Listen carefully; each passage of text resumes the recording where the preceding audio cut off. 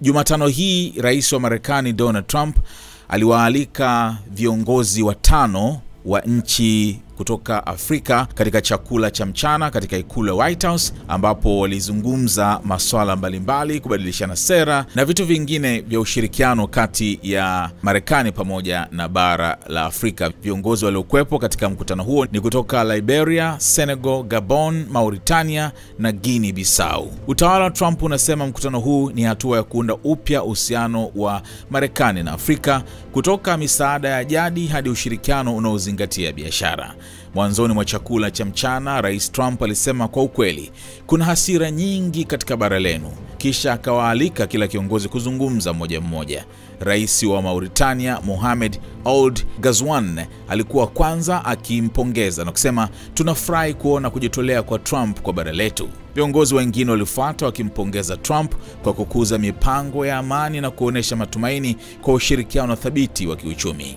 Rais wa Senegal Bassirou Diomaye Faye alipendekeza kuwa nchi yake inatoa pia fursa za uwekezaji katika sekta ya utalii, ikiwemo ujenzi wa uwanja wa gofu. Faye alisema uwanja huo ungekuwa umbali wa saa 6 tu kwa ndege kutoka New York, na alipendekeza Trump autembelee ili kuonesha ujuzi wake. Rais wa Liberia Joseph Boakai pia alitoa maelezo mafupi. Baada ya hapo, Trump alimuuliza ni wapi amejifunza kuzungumza Kiingereza kizuri kama hicho ambacho amekiongea pale, ambapo Boakai alijibu amejifunza nchini Liberia, na Trump akatania, nina watu kwenye meza hii ambao hawawezi kuzungumza vizuri kama wewe, yani hata kwa ukaribu kama ulivyozungumza. Sikiliza alivyomwambia. We want to work with the United States in peace and security within the region, because we are committed to that, and we just want to thank you so much for this opportunity. Well, thank you. It's such good English, such beautiful. Where did you learn to speak so beautifully? Where were you educated? Where? Yes, sir. In Liberia. Yes, sir. Well, that's very interesting. It's beautiful English. Sure. I have people at this table can't speak nearly as well. Very good, sir.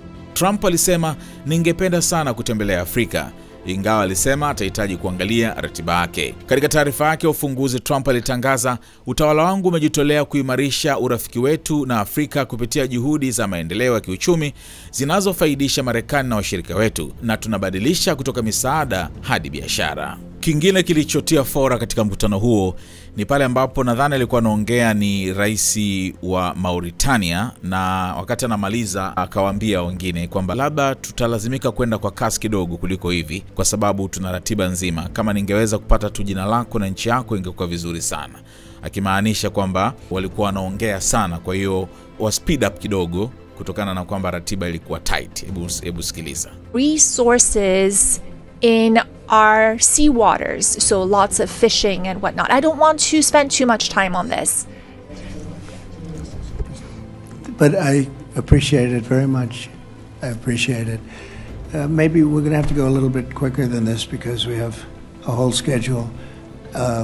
If I could just say it's, your name and your country would be great.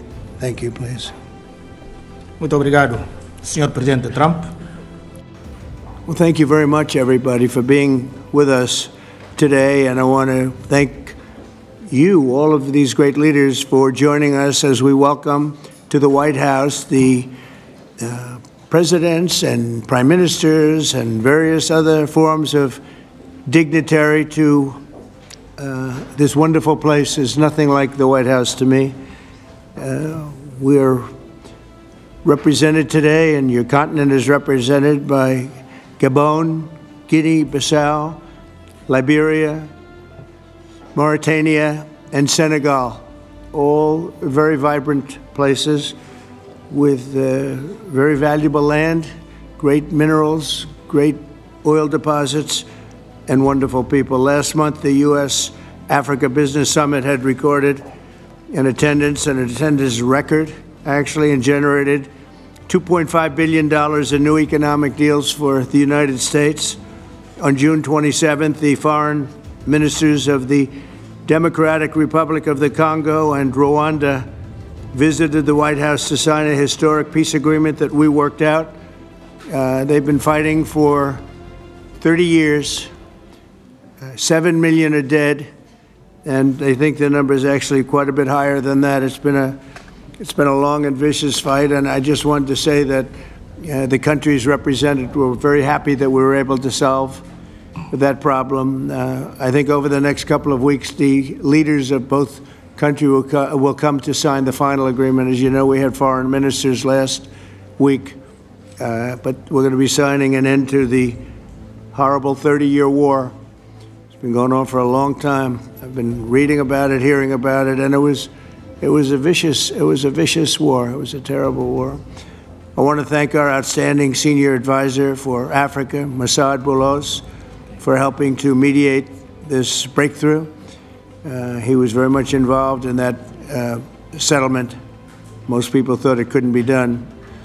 But there's still much more to be done, and we're going to be facilitating peace also in places like Sudan, where they have a lot of problems, Libya and others. We have there's a lot of anger on your continent, and we've been able to solve a lot of it. My administration is committed to strengthening our friendships in Africa through economic development efforts that benefit both the United States and our partners. And we're shifting from AID to trade. We had AID, or aid as we sometimes call it, right to trade. And trade seems to be a foundation that I've been able to settle a lot of these disputes, like as an example, India and Pakistan, Kosovo, Serbia. I said, you guys are going to fight, we're not going to trade. And we seem to be quite successful in doing that. To that end, we have closed the USAID group to eliminate waste, fraud, and abuse, which was tremendous waste, fraud, and abuse. And we're working tirelessly to forge new economic opportunities involving both the United States and many African nations. There's great economic potential in Africa, like few other places in many ways. In the long run, this will be far more effective and sustainable and beneficial than anything else that we can be doing together.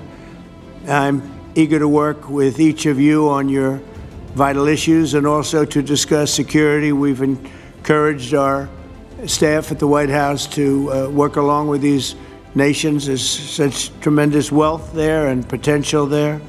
We encourage the countries here today to make greater investments in defense, hopefully, of course, buying our equipment, because we do make the best defense equipment. I guess we proved that about 2 weeks ago in Iran, but we make the best equipment, best military equipment anywhere in the world by far. There's nobody close.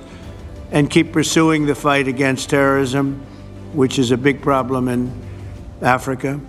Immigration will also be on the agenda, and I hope we can bring down the high rates of people overstaying visas and also make progress on the safe third country agreements. And once again, I want to thank you all for being here, and it's an honor for me. Pakua app ya SNS Premium kwenye Play Store kwa watumiaji wa Android na App Store kwa watumiaji wa iOS ili uweze kusikiliza maudhui ya kuvutia zikiwemo makala 360, historia, riwaya za kusisimua, makala za hamasa, podcasts za nguvu, simulizi za dini na vingine kibao. SNS Premium. Jifunze, gundua, furahia.